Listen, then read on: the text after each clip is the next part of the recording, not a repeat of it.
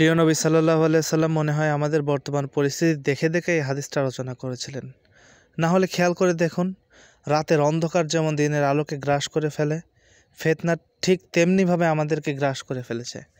ঘরে এলে মোবাইল ইন্টারনেটের ফিতনা, রাস্তায় গেলে নারীর ফিতনা, চাকরিতে গেলে ঘুষের ফিতনা, ব্যাংকে গেলে সুদের ফিতনা, চায়ের দোকানে গেলে টিভি, গান, সিনেমার ফিতনা। চারিদিকে শুধু ফিতনা এমনভাবে ছড়িয়ে পড়েছে, তসবির দানার মতো একের পর এক ফিতনা আসতেই আছে। ইমান আমরা যেন চিরস্থায়ী আখেরাতকে দুনিয়ার বিনিময়ে বিক্রয় করে দিয়েছি। আখেরাতের দিকে আমাদের কোনো খেয়াল নেই।